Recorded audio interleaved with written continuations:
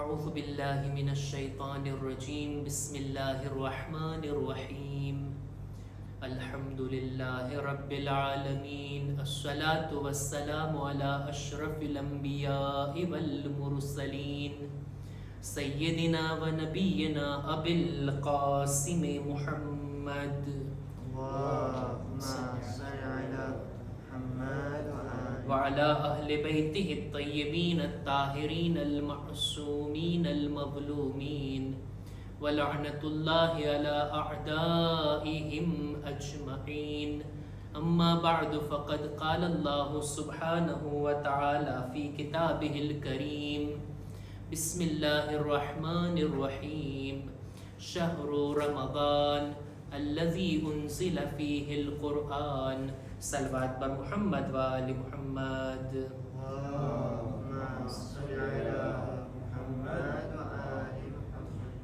ખુદાબંદ આલમની આપેલી તૌફીકથી આપણે બધા માહે મુબારકે રમઝાનના આ નૂરાની દિવસો અને રાતોની અંદર અલ્લાહની ઇબાદત કરવામાં મશગુલ છીએ। રોઝા જેવી ઇબાદત કે જેની તૌફીક આપણને નસીબ થઈ, ખુદાએ તંદુરસ્તી આપી, ખુદાએ આપણને આટલી તૌફીક અતા કરી કે આ વર્ષના પણ રોઝા આપણે આરામથી રાખી રહ્યા છીએ। કોશિશ એ કરીએ કે આપણા રોઝાનો સવાબ વધારેમાં વધારે આપણને મળે। એવું ના બને કે આપણે રોઝા તો રાખતા હોય પણ આપણા અમુક કામોના લીધે આપણો સવાબ ઘટી જાય। જેવી રીતના કોઈ મકરૂહ કામ અંજામ આપે, કોઈ ગુનાહના કામ અંજામ આપે જેથી રોઝાનો સવાબ ઘટી જાય છે।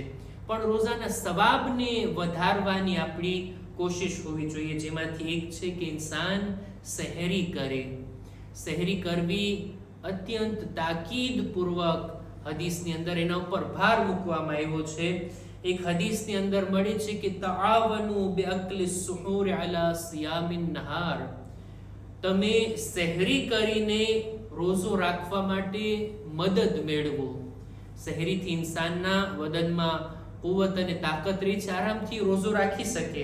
વબિન્નૌમ ઇન્દલ કૈલુલતિ અલા કિયામિલ લૈલ, અને દિવસના ભાગમાં આરામ કરીએ, નીંદર કરીએ, જેથી રાતનો થોડોક ભાગ જાગીને આપણે ઇબાદત કરી શકીએ।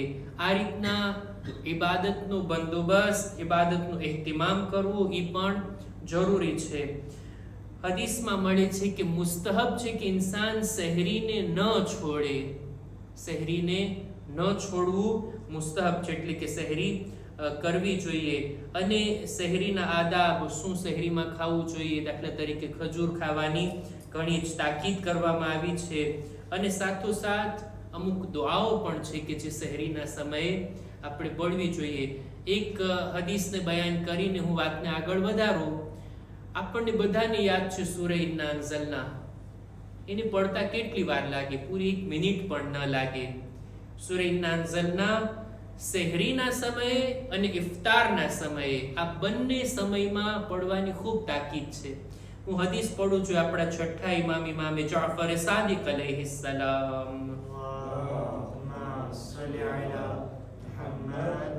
મૌલા ફરમાવે છે કે મા મિન મુમિનિન સામા ફકરઅ ઇન્ના અંઝલનાહુ ફી લૈલતિલ કદ્ર ઇન્દા સુહૂરિહી વ ઇન્દા ઇફતારિહી ઇલ્લા કાન ફીમા બૈનહુમા કલ મુતશહ્હત બિદમિહી ફી સબીલિલ્લાહ। જે કોઈ પણ બંદો રોઝો રાખે અને સહેરી અને ઇફતારના સમયે આ બંને વખતમાં ઇન્ના અંઝલનાહની તિલાવત કરે તો જાણે એમ કે શહાદતનો દરજ્જો એને મળ્યો હોય। મેદાને જિહાદમાં પોતાના ખૂનથી તે આખું લોહી લુહાણ થઈ ગયું હોય એટલો સવાબ એને મળે છે। આ રીતના નાની નાની બાબતોનો જો ખ્યાલ રાખીએ તો આપણે આપણા રોઝાના સવાબને વધારી શકીએ છીએ। આપણી ચર્ચા હતી જનાબે લુકમાનના બારામાં। કુરાને મજીદની મહત્વની શખ્સિયતો, સારા લોકો અને બુરા લોકો, જેને ખુદાએ નામ લઈને અથવા તો ખાસ એનો ઉલ્લેખ કરીને કુરાને મજીદમાં આપણા માટે બયાન કર્યો। નબીઓ અને પૈગંબરો સિવાય જે હસ્તીઓની વાત કુરાન કરે છે એને આપણે ચર્ચામાં લઈ આવ્યા છીએ। જનાબે લુકમાનની વાત આપણે કરી રહ્યા હતા છેલ્લા 2 દિવસથી। આજે ચાહું છું કે આ ચેપ્ટરને પૂરું કરું। જનાબે લુકમાનની જો આપણે વાત કરીએ, એમના વખાણ કરીએ, કુરાન મજીદમાં જેવી રીતના એમના નામનો એક સૂરો છે, 2 વખત સૂરાની આયતોમાં જનાબે લુકમાનનું નામ લેવામાં આવ્યું. એમના દીકરાને ફરમાવેલી શિખામણો હદીસોને ખુદાવંદે આલમ પોતાના કલામની અંદર જગ્યા આપે છે કે જો જનાબે લુકમાને પોતાના દીકરાને આવી નસીહતો કરી. આ એક મહત્વની હસ્તી હતા કે ખુદા એને આટલા માન અને સન્માનથી યાદ કરે છે. જનાબે લુકમાનને ખુદાએ હિકમત અતા કરી અને એક જગ્યા ઉપર ખુદાવંદ આલમ કુરાન મજીદમાં ફરમાવે છે કે જેને હિકમત અતા થઈને એને ખૈર કસીર મળી ગયું છે. ખૈર એટલે સારી વસ્તુ, અને એ પણ વધારે. આપણે એમ સમજતા હોય માલ ખૈર છે, જેટલો માલ વધારે એટલું સારું. એમ સમજતા હોય ઔલાદ ખૈર છે, જેટલી ઔલાદ વધારે એટલું સારું. ક્યારેક એમ સમજતા હોય દુનિયાની જે કઈ ચીજો છે આપણા માટે ખૈર, પણ કુરાન કહે છે ખૈરે કસીર હિકમતની અંદર છે. જેની પાસે હિકમત મળી ગઈ એને ખૈરે કસીર અતા થયું, અને હિકમત જનાબે લુકમાનને મળી હતી. કુરાન મજીદની ચોખવટથી આયત છે, વલકદ આતૈના લુકમાન અલ હિકમા, અમે જનાબે લુકમાનને હિકમત અતા કરી. જનાબે લુકમાનની હિકમતની વાતોને બયાન ન કરું, એમની હિકમત ભરી નસીહતોને જો બયાન ના કરું તો પછી વાત અધૂરી રહી જશે. આપણે પણ ફાયદો ઉઠાવીને જનાબે લુકમાન કેવી હિકમત ભરી શિખામણો કરતા. કુરાન મજીદની અંદર જે વાતો બયાન થઈ, પોતાના ફરજંદને શિર્કથી બચવા માટે, તકબ્બુરથી બચવા માટે કેવી રીતના જમીન પર ચાલવું, એ બધી વાતો હું દાવત આપું છું આપ લોકોને કે સૂરે લુકમાનને ખોલશો, એના તર્જુમાને ઇન્શાઅલ્લાહ વાંચશો, ઘણો સવાબ મળશે. રમઝાન મહિનાની અંદર કુરાનને ખોલવું, એના તર્જુમાને ખોલવું, અને સૂરે લુકમાનની શરૂઆતની આયતોમાં જ તમને એ નસીહતની વાતો મળી જશે. મને પણ યાદ આવે છે ક્યારેક કોઈ દર્સમાં કે પછી કોઈ મજલિસની અંદર મેં જનાબે લુકમાનની ઈ નસીહતો જે કુરાન મજીદની આયતોમાં આવી છે એના ઉપર ચર્ચા કરી છે. મારા નોટની અંદર મેં જોયું કે આ બધું હતું. હું ચાહું છું કે હદીસોની અંદર જનાબે લુકમાનની હિકમત ભરી વાતો જે બયાન થઈ છે એને આજના દર્સની અંદર તમારી સાથે શેર કરો.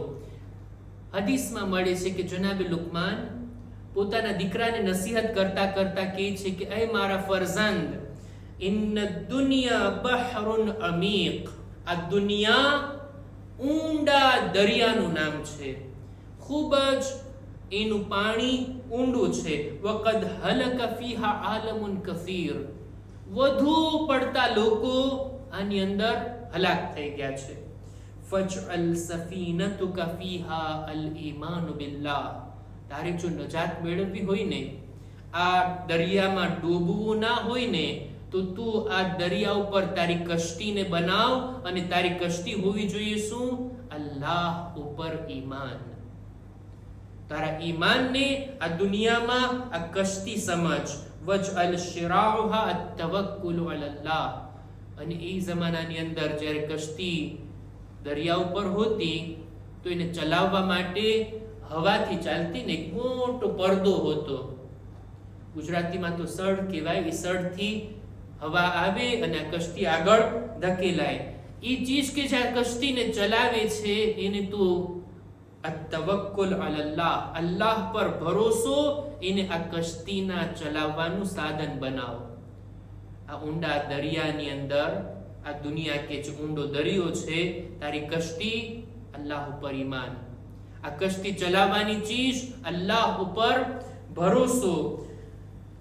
વજઅલ ઝાદક ફીહા તકવલ્લાહ, અને તારી આ સફરનું ભાથું એને બનાવ અલ્લાહનો તકવા, ખુદાથી ડરવાનો, ખુદાનો ખૌફ, અને વાજિબાતની અદાયગી ને ગુનાહથી બચવું. આ તકવા છે કે જે તારું ભાથું હોવું જોઈએ આ સફરમાં. ફઇન નજૌતા ફબિરહમતિલ્લાહ, જો તું આ દરિયાને પાર કરી ગયો અને નજાત મળી તો યાદ રાખજે તારો કઈ કમાલ નથી, ખુદાની રહેમત હતી કે તું આમાંથી બચીને નીકળી ગયો. વઇન હલકતા ફબિઝુનુબિક, અને જો ડૂબી જા, આમાં હલાક થયો તો એમાં ખુદાનો કોઈ વાંક નથી, તું તારા ગુનાહોના કારણે જ આની અંદર ડૂબેલો છે. આ રીતના જનાબે લુકમાનની એના ફરઝંદને નસીહત. એક જગ્યા ઉપર હજી પણ આપણને આ નસીહત મળે છે જનાબે લુકમાનની પોતાના ફરઝંદને સફરની અંદર. ક્યારેક મુસાફરીમાં આપણે જઈએ અને મુસાફરીમાં આપણા કોઈ હમસફર હોય, બીજા લોકો પણ આપણી સાથે સફરમાં હોય, તો કેવી રીતના લોકોની સાથે વર્તાવ કરવો, કેવી રીતના મુસાફરીમાં આપણે લોકોની સાથે પેશ આવવો, આ બાબતને જનાબે લુકમાન બયાન કરે છે અને ખરેખર સમજવા જેવી બાબતો છે. એવું નથી કે એ જ જમાનાની વાત હોય, આજના જમાનામાં પણ ઘણી બધી ચીજો આપણને લાગુ પડે છે. હું ફક્ત તૌઝીહ ન આપતા આ હદીસમાં જે બયાન થયું છે એને જ તમારી સામે રજૂ કરું. જનાબે લુકમાન પોતાના ફરઝંદને કહે છે, એ મારા દીકરા, જ્યારે પણ તું સફર કર ત્યારે તારી બધી જરૂરી ચીજોને, એવી ચીજો કે જે તને કામ આવે, તારા હમસફરને પણ કામ આવે, એ બધી ચીજોને તું તારી સાથે જરૂર લેજે. તારા હથિયાર હોય, લિબાસ હોય, ખૈમા હોય, પાણી પીવાની મશ્ક હોય, બીજા બધા સામાન, ઈ દવાઓ હોય, ત્યાં સુધી કે કપડાં સીવવાની સોય, એનો પણ જિક્ર કરે છે. આ બધું પણ તારી સાથે સફરમાં લે અને તારી સાથે રાખ. તું પોતે પણ જ્યારે જરૂરતમંદ હો ત્યારે એનાથી લાભ ઉઠાવ અને તારા સફરની અંદર જે કોઈને પણ જરૂર હોય બધાને તું કામ આવ. ગુનાહના કામ સિવાય બધાને તું મદદ કર અને લોકોનો સાથ આપ. ત્યાર પછી ફરમાવે છે કે એ મારા દીકરા, જ્યારે અમુક લોકોની સાથે કાફલામાં તું સફર કરને ત્યારે દરેક કામોની અંદર લોકોની સાથે મશવરો કરીને આગળ વધ. એકબીજાથી સલાહ લેવી, એકબીજાનું કહેવું, એકબીજાનો મત લેવો આ જરૂરી છે. ત્યારબાદ કહે છે કે દરેકની સામે મુસ્કુરાઈને પેશ આવ, દરેકની સામે હસતું મોઢું રાખ. પછી ફરમાવે છે કે તારી સાથે જે કંઈ તારું ભાથું છે, જે કંઈ ખાવા પીવાની ચીજો લીધી છે એમાં તું સખાવત કર, બીજાઓની સાથે પણ શેર કર. ત્યારબાદ કહે છે કે જ્યારે કોઈ પણ તને બોલાવે તરત એને જવાબ આપ. જ્યારે કોઈ પણ તારાથી મદદ માંગે તરત તું એની મદદ માટે હાજર થઈ જા. જ્યાં સુધી બની શકે ત્યાં સુધી ચૂપ રહેવું, નકામી વાતોથી પોતાની જબાનને બચાવીને રાખવી, વધારે નમાઝ પઢવી સફરની દરમિયાન, અને તારી સાથે જે કંઈ પાણી હોય, જે કંઈ ખાવાનું હોય, તારી સવારી છે, આ બધામાં બીજા લોકોને પણ કામ આવ અને એમાં પણ તું સખાવત કર. જ્યારે પણ કોઈ તારી પાસે કોઈ ચીજની ગવાહી માંગે તો એને તું ગવાહી આપ. જે કોઈ પણ તારાથી કોઈ મશવરો ચાહે તો ઈમાનદારીની સાથે ખરો અને સાચો મશવરો આપ. મારા શબ્દોમાં કહું તો બીજાને ગોટાળે નહીં ચડાવો, બીજાને આડા રસ્તે ના ચડાવો. સમજી વિચારી અને ઈમાનદારીની સાથે આપણીથી કોઈ સલાહ માંગે તો સાચી સલાહ આપવી. પેલા વિચાર કર, એના ઉપર બરાબર વિચાર કરી અને ત્યારબાદ તું એને જવાબ આપ. અને ત્યાર પછી કહે છે, જો કોઈ માણસ પોતાની સાચી નજર, સાચો મશવરો, ખરી સલાહ કોઈને ન આપે તો ખુદાવંદ આલમ વિચારવાની તાકાત એની પાસેથી પાછી લઈ લે છે. આ બહુ મોટી વાત કહેવાય. ખુદાએ જો આપણને અકલ આપી, સમજદારી આપી, અનુભવ છે આપણી પાસે, અને આપણે એટલા લાયક છીએ કે આપણે બીજાને સારી સલાહ આપી શકીએ, અને સામે વાળો જો મારાથી સલાહ માંગે, એ વાત પણ ખરી છે, વગર માંગે કોઈને સલાહ ના અપાય. વગર માંગે કોઈને સલાહ કે કોન્સેય આપવાનું એ પણ દોઢ ડાયા થયા એવું કહેવાય. એ પણ ના હોવું જોઈએ. પણ જો મારી પાસે એટલી શક્તિ છે, હું કેપેબલ છું, મારી પાસે અનુભવ છે, આટલી જાણકારી છે, આટલી સમજદારી છે, અને કોઈ મારી પાસેથી મશવરો માંગવા આવે તો મારે જોઈએ કે હું સહી રીતના, સાચી રીતના, ઈમાનદારીથી ભલાઈ ચાહતા સામેવાળાની સારી સલાહ આપું. જો આમ હું સારી સલાહ નહીં આપું ને, આપી શકતો હોઉં અને ન આપું ને, તો ખુદા આ વિચારવાની તાકાત મારી પાસેથી લઈ લેશે. પછી હું એવો થઈ જઈશ કે ડગલે ને પગલે હું પોતે ભૂલ કરતો થઈ જઈશ. મારા અંદર આ વિચારવાની તાકાત નહીં રહે. આ બહુ સમજદારી વાળી વાત જનાબે લુકમાને કીધી. ત્યાર પછી કહે છે કે જ્યારે પણ તારી સાથે સફરની અંદર લોકો કામ કરતા હોય, કોશિશ કરતા હોય, મહેનત કરતા હોય, તું પણ એની સાથે કામે લાગી જા અને એ લોકોની સાથે મદદ કર. ફક્ત સેવા લેવાની જ નહીં, લોકોને સેવા આપવાની જ છે. ત્યારબાદ જે કોઈ પણ તારીથી ઉંમરમાં મોટા હોય એમની વાત માન, એમનું કહેવું માન. અને જે કોઈ પણ તારાથી કોઈ માંગણી કરે, કોઈ ચીજ ચાહે અને તું આપી શકતો હોય તો આપ, મદદ કર. કોઈને ના નહીં પાડ, કારણ કે ના પાડવી એનો મતલબ એ કે તું કમજોર છે, તું નબળો છે, તું નથી કરી શકતો, તારી પાસે કઈ તાકાત નથી અને તારી સ્થિતિ સારી નથી. ઈ મેસેજ જાશે સામે વાળા તરફ. જો તું કરી શકતો હોય તો બધું તારે કરવાનું છે અને લોકોની સાથે સારું સુલુક કરવાનું છે. ત્યારબાદ કહે છે કે નમાઝને અવ્વલે વખત પઢ. નમાઝમાં મોડું ના કર. આ ખુદાનો એક કર્જ છે કે જે આપણે એના સમયે અદા કરવાનું હોય છે. અને કોશિશ કર નમાઝને જમાતની સાથે અદા કર, ભલે ને ગમે તેવા સખ્ત હાલાત કેમ ના હોય. અને ત્યાર પછી કહે છે કે જે કંઈ પણ તું જમવા માટે બેસ, તારા સુફરાની અંદર જે કંઈ હો, સૌથી પહેલા ખાવા પહેલા રાહે ખુદામાં એને ઇન્ફાક કર, બીજાઓની સુધી પહોંચાડ.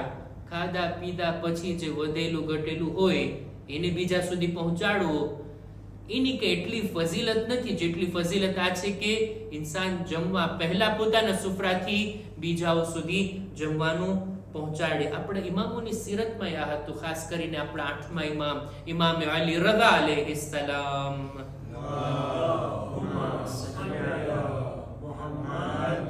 આપણા 8મા ઇમામ જમવા બેસતા ને સુફરા ઉપર ઘણી નેમતો હતી. પહેલા એક થાળ મંગાવતા, બધી નેમતોમાંથી થોડું થોડું કાઢીને કે છે આ પેલા ગરીબોને, ફકીરોને, ઓલા ભૂખ્યાઓને ખવડાવો, પછી હું મારા સુફરા ઉપર આ જમવાનું જમીશ. આ ઇમામોની સિરત હતી. બહરહાલ વૈધું ઘટ્યું જે કંઈ આપણે ભરપેટ જમી લીધા, હવે આપણા માટે જે બેકાર છે, હવે આપણે પછી નહીં ખાશું એને, અને એ આપણે બીજાઓના સામે રાખી દઈએ. બહરહાલ ઈ પણ કઈ બુરી વાત નથી. ઇસરાફથી તો બચશે, ડસ્ટબિનમાં જાય એના કરતા માણસના મોઢા સુધી તો જશે. પણ ઇમામોની સિરત કંઈક અલગ હતી. જનાબે લુકમાન પણ આ જ વાતને બયાન કરે છે. અને ત્યારબાદ કહે છે કે સફરની અંદર વધારે અલ્લાહની કિતાબની તિલાવત કર અને વધુમાં વધુ અલ્લાહની યાદને દિલમાં રાખ, ઝિક્ર ખુદા કર, ખુદાની યાદને તું ના ભૂલાવ. આવી સફરની અંદર જેવી રીતના પેશ આવવું જોઈએ એવી વાતોને જનાબે લુકમાન પોતાના ફરઝંદ માટે બયાન કર્યા. હજી એક વાક્ય જનાબે લુકમાનનું બયાન કરીને હું વાતને પૂરી કરું.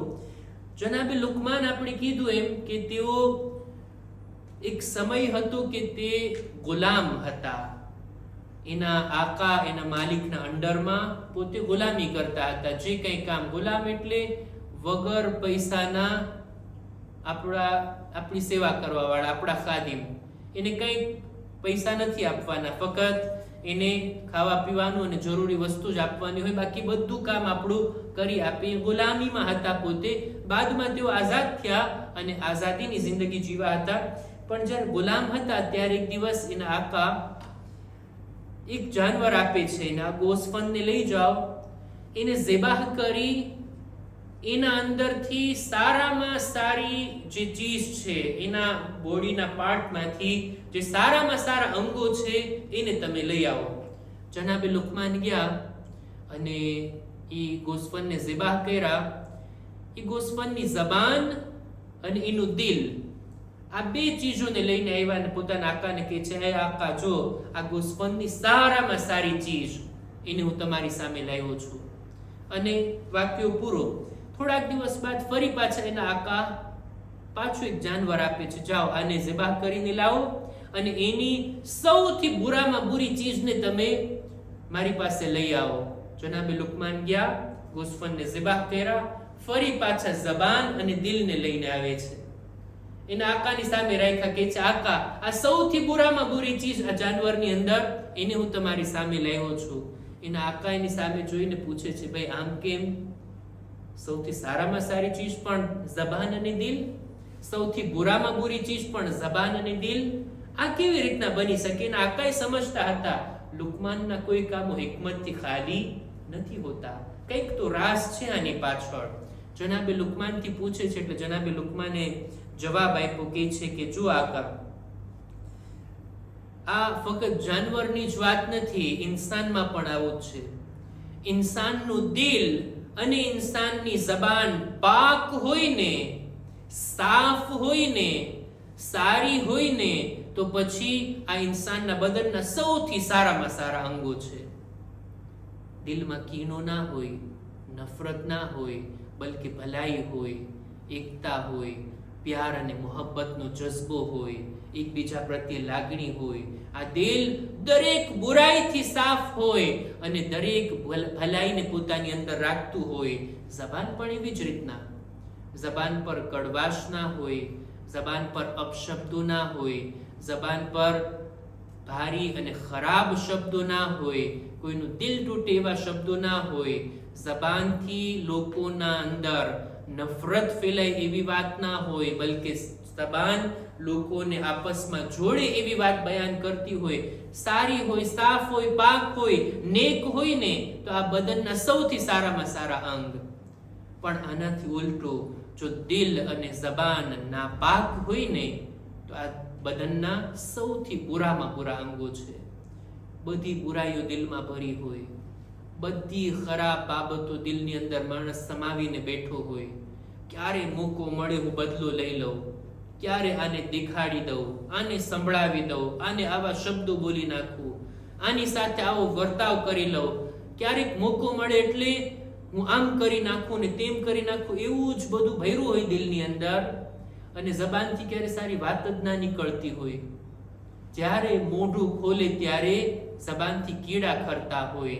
આ સૌથી વધારે બુરા અંગો છે જ્યારે આ ઝબાન અને દિલ બંને નાપાક હોય. જનાબે લુકમાન આ રીતના હિકમત ભરી વાતોને બયાન કરતા. હદીસમાં મળે છે આપણા છઠ્ઠા ઇમામ ઇમામે જાફર સાદિક અલૈહિસ્સલામ,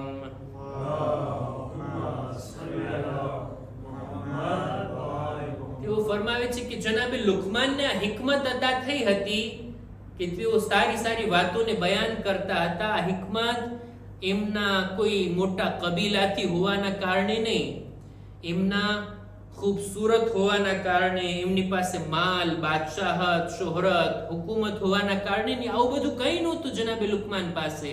એની પાસે જે હતું તે આ કે તેઓ ભરપૂર કોશિશ કરતા કે ગુનાહથી બચી શકે અને ખુદાની ઇબાદતમાં હંમેશા મશગુલ રહી શકે, વાજિબ છૂટે નહીં અને ગુનાહ થાય નહીં. આવી કોશિશમાં રહેતા. અને બીજી અમુક સિફતો કે જેને આપણે ગયા દર્શોની અંદર બયાન કરી કે આ બધી ખાસિયતો અને સિફતો હતી કે જેણે જનાબે લુકમાનને આવા લાયક બનાવ્યા કે હિકમત ભરી વાતો એમના દિલમાં હતી અને એમની ઝબાનથી જારી થતી હતી. ખુદાની બારગાહમાં દુઆ છે, પરવરદિગારા અમારા દિલોને પણ નૂરે હિકમતથી ભરી આપ. અમુક અહેકામ અને મસાઇલને બયાન કરીને આપણે દર્શને પૂરો કરીએ. અમુક બાબતો એવી છે કે જ્યાં રોઝાની કઝા કરવી વાજિબ નથી. રોઝા છૂટા હોય, ન રાખ્યા હોય તો એની કઝા કરવી વાજિબ નથી. આ તો સારું કહેવાય, રોઝાઈ ના રાખો ને કઝાઈ ના કરવા પડે. બતાવો જોઈએ વળી એવી કઈ બાબતો છે, કિતાબમાં લખેલું છે એટલે રજૂ કરું છું. દાખલા તરીકે ખુદાના ખાસ્તા કોઈ માણસનો દિમાગ બરાબર ના હોય, પાગલ હોય, અને એ પાગલપનની અંદર એવી હાલતમાં મગજની સ્થિતિ સારી ના હોય, એવી હાલતમાં અમુક સમય એને રોઝા નથી રાખ્યા અને એની દવા થઈ અને એનો ઈલાજ થયો ને એ સારો અને અકલમંદ થઈ ગયો, તો એ દીવાનગી, એ પાગલપણાની અંદર જે રોઝા છૂટા છે એની કઝા વાજિબ નથી. હવેથી જ્યારે અકલમંદ થઈ ગયો, સમજદાર માણસ થઈ ગયો છે, હવે એની મગજ ઠેકાણે છે, તો હવેથી એના ઉપર રોઝા વાજિબ છે. એવી જ રીતના કોઈ બાળક, કોઈ જવાન, કોઈ નૌજવાન બાલિગ થઈ જાય પછી એના ઉપર રોઝા વાજિબ છે. જ્યાં સુધી નાબાલિગ હતા અને જેટલા રોઝા છૂટા છે એની કોઈ જાતની કઝા નથી.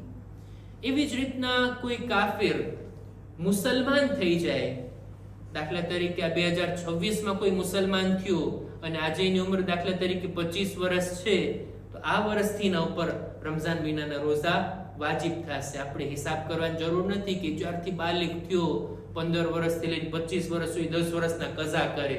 ના, એના ઉપર એની કઝા નથી.